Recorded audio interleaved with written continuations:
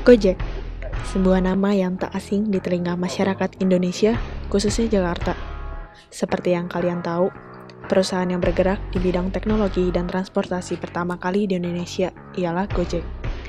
Yuk kita kenali sosok Nadiem Anwar Makarim dengan gagasan awal pembuatan aplikasi Gojek. Ide awalnya itu sebenarnya berasal dari kebutuhan saya sendiri ya. Dari dulu tuh walaupun punya mobil sendiri nggak pernah saya naikin karena ojek itu jauh lebih efisien buat kemana-mana ke Jakarta, karena saya paling sebel itu buang-buang waktu. Tapi lama-lama saya ngambil ojek terus, saya menjalin hubungan sama ojek-ojek tersebut.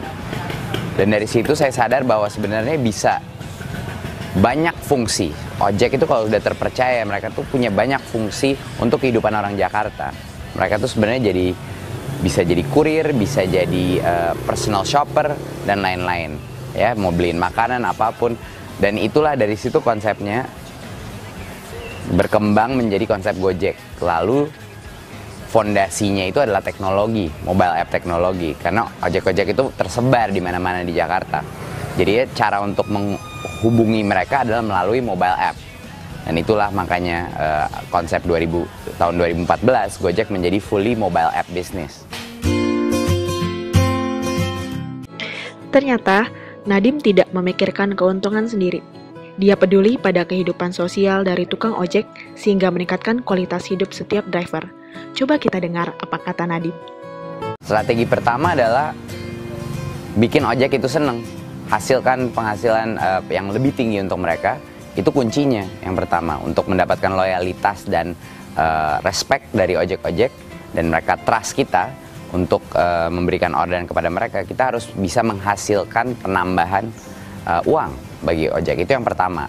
Makanya misi sosial Gojek itu sangat penting untuk meningkatkan kesejahteraan dan profesionalisme ojek-ojek di Jakarta. Gitu. Kalau strategi lainnya adalah kami hanya bukan fokus di transport doang, tapi juga di kebutuhan-kebutuhan logistik atau kebutuhan belanja lainnya. Jadi contohnya sekarang mau ngirim barang kemanapun nggak masalah.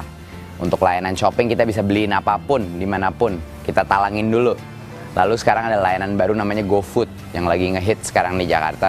15.000 restoran bisa pesen makanan dari segitu banyak restoran. Dan karena driver kita udah tersebar di mana-mana, kita yang tercepat.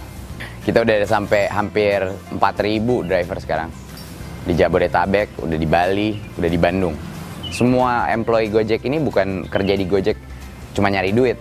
Semua employee Gojek ini ada di Gojek karena mereka bangga banget suatu perusahaan Indonesia bisa punya teknologi kelas dunia, bisa punya suatu layanan yang benar-benar menyentuh hati orang Jakarta.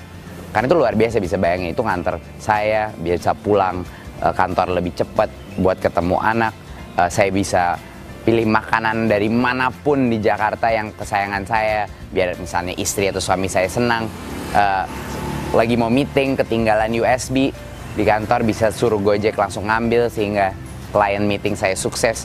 Jadi ini suatu produk yang menyentuh hati, suatu produk yang sangat personal buat orang Jakarta, dan itu yang bikin employee Gojek itu sangat bangga dan energetik. Setiap hari datang ke kantor itu ya dia jelas tujuan kita bersama tuh apa. Gojek sempat menerima protes dari transportasi konvensional. Walaupun banyak pihak yang menentang, terdapat pihak-pihak seperti Pak Jokowi yang sudah mendukung aplikasi Gojek untuk terus dikembangkan ide kreatif. Saat ini kita belum ada persaingan yang cukup ketat ya. Sebenarnya kita termasuk kategori bisnis yang sangat unik. Tapi tentunya kompetitor akan masuk, tapi kita sambut dengan senang karena kompetitor bikin kita jauh lebih baik layanannya. Kami senang banget bisa didukung sama Pak Gubernur, juga dengan CEO Transjakarta, Bapak Steve. Jadi kami sekarang sedang eksplor beberapa opportunity ya untuk membantu transportasi publik, mungkin sebagai memudahkan konsumen menggunakan busway dengan menjadi suatu feeder ke busway contohnya. Jadi beberapa hal yang kami akan diskusikan lalu akan di-announce. Gojek masih kejar-kejaran ya sama ojek ya? Masih Pak. Ini apa? Ya memang Nadine, saya sebetulnya kan ekonomi tradisional kita ini kan memang perlu sentuhan-sentuhan aplikasi ya, yang memang akan memudahkan mereka untuk menerima informasi secepat-cepatnya. Saya kira Gojek ini sangat bagus dan sangat kreatif sekali. Hebat sekali ya, bisa menggabungkan seluruh kebutuhan masyarakat dari mengantarkan konsumen ke tempat tujuan, membelikan makanan, dan lain sebagainya. Yuk kita lihat setiap fitur pada aplikasi Gojek. Gojek gak cuma pesan ojek aja loh sekarang, melainkan banyak fitur lain yang sudah ditawarkan, seperti GoCar buat kalian yang udah bosan naik ojek. GoCar menawarkan kendaraan pribadi biar kalian lebih nyaman dalam perjalanan. GoFood yang pas banget kalau lagi nggak sempat atau malas cari makan di luar. GoMart buat yang nggak suka ribet dan ngantri di supermarket. GoSend yang pingin kirim barangnya diantar dengan cepat.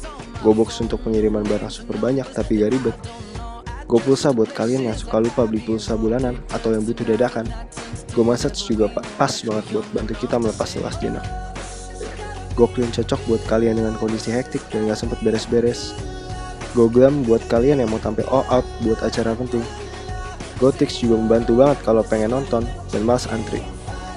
GoAuto juga membantu banget untuk panggil montir ataupun bagi yang belum sempat bersihin kendaraan.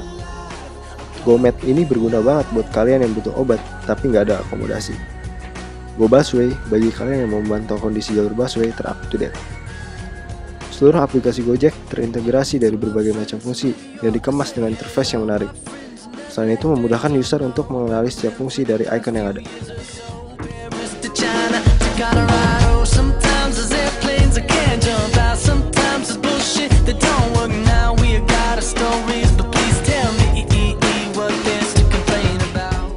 Kamu tahu nggak sih, aplikasi Gojek itu adalah salah satu penerapan ilmu sistem informasi loh.